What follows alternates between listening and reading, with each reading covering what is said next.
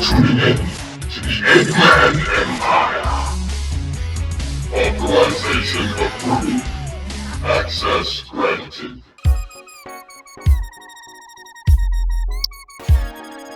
Let me preface this by saying that I am not entirely familiar with Ian Flynn's writing from the Archie days. This comic has been my first time truly experiencing his style, ideas, and his depth as a writer. I am only able to effectively judge how he's done so far in this comic. One day, I may finally look at what he was capable of in the Archie days. But this is just how he's done for IDW. Ian is one of the only American Sonic writers, if not the only American Sonic writer, that genuinely researches every aspect of the lore, games, characters, and such. His knowledge and appreciation is not confined to just a single era or one piece of it. Every game, show, and obscure Sonic media, you can bet that Ian almost certainly has knowledge about it. While he may have his own reservations for what the game's characters and stories should be, many that even I don't agree with, Ian himself has proven time and time again that when it comes to how much he knows, he's just as much as a super fan of this franchise as we all are. And in that, I greatly appreciate Ian Flynn's contributions to the franchise, and I could gladly say that he 100% deserves the job that he has as head writer for the Sonic comics, which are generally the people that oversee everything in the writing process. They don't necessarily write the stories themselves. Ian Flynn as a direct writer, though?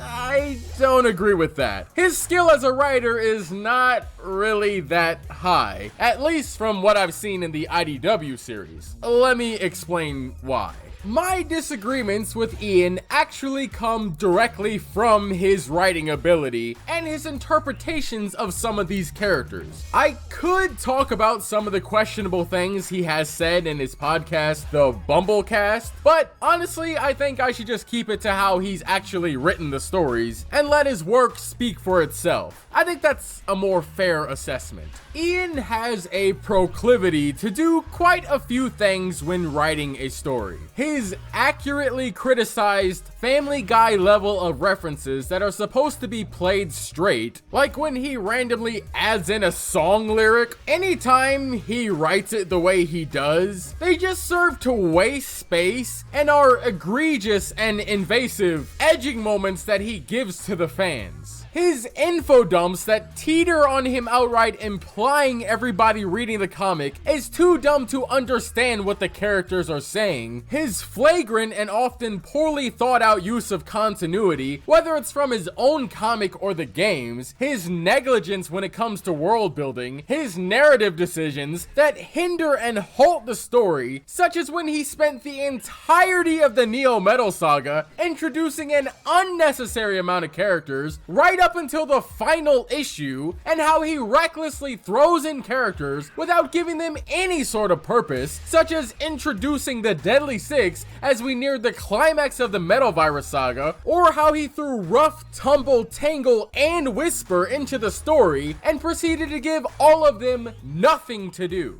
If you go back to my in-depth reviews of each issue, there's an even longer list of complaints and observations I've made while going through this saga. From what I've seen from Ian Flynn, is that he's unfortunately not a very good writer in practice. What Ian excels at is when it comes to creating unique concepts and shopping for interesting ideas. In that regard, he's one of the top writers for the Sonic franchise. He's exceptionally good at creating believable characters for the Sonic universe. He appears to have no shortage of story ideas, and he also has a pretty good understanding for how all of these characters act, or he can create a fitting personality for those who don't properly have one. Those things are all evident in the fact that he's the head writer for Sega when it comes to these comics. After reading through these first two sagas, it's apparent that Ian's actual ability needs quite a bit of correction. It's not surprising to me that he has so many notes delivered to him by Sega asking him to change so many things after reading through what he perceives to be good ideas. Some notable flubs I've been over before just for some examples of Ian's writing: the way he introduced Tails, which completely undermined Sonic's own abilities and accidentally made Tails exceedingly faster than Sonic; Blaze randomly info dumping how she can not only turn into Burning Blaze, but also how she's able to jump through dimensions; introducing Rough and Tumble long before they're even remotely necessary to the story, rather than just already making them a part of Dr. Starline's crew; introducing Tangle, Jewel, and Whisper for no reason except for the sake of introducing them, rather than waiting until they could have any sort of story relevance; unintentionally writing it so that Metal Sonic is who restored Eggman's memories, when Ian's intention was obviously to show that Dr. Starline was responsible for Mr. Tinker being converted back to Eggman. The constant contradictions with the way the Metal virus works, and pure confusion he's created from it throughout this saga. Or the way that he completely shoehorned a chunk of the song "It Doesn't Matter" during Sonic and Eggman's debate with each other, wasting an entire page's worth of story.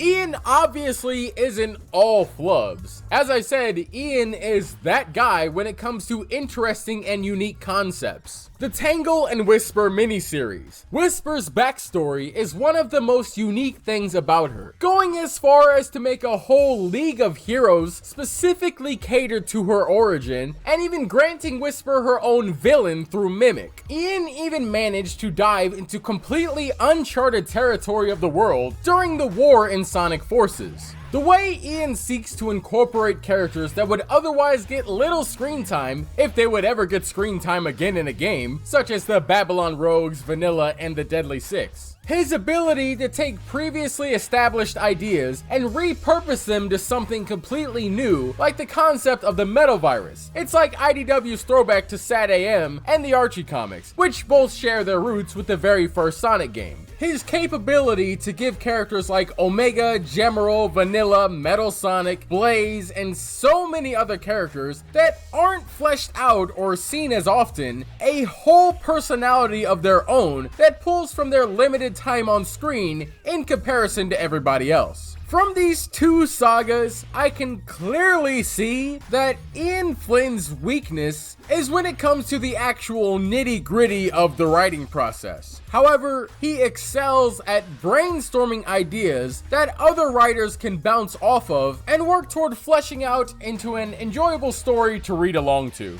I think that Ian would do a much better job at directing his team of writers, fact-checking, making suggestions, and directly working alongside them, rather than being the one that does the writing himself. So hop to it, Wagey. Nobody's gonna feel bad for you. We all gotta work to survive. Welcome to adulthood. Boo-hoo, your parents never loved you. There are 3 sprawling cities sitting right across the dirt roads of these other primitive medieval and old western grade villages. In reality, he's actually just terrible at his job. Even though IDW made it a point to make sure everybody knows how crazy he is at what he does, from what we're presented, I'm surprised that he's even gotten this far in life at all. It's a great change that comes completely out of nowhere, and is so obviously pulled out of the writer's asses that there's no way you can believe this was always something that Sage could do. If I was in this universe and I was standing there and I just heard Sonic go, "Nah, there goes that Eggman again," dude, I'm beating the shit out, I'm shooting you, I'm going to kill you in a video game.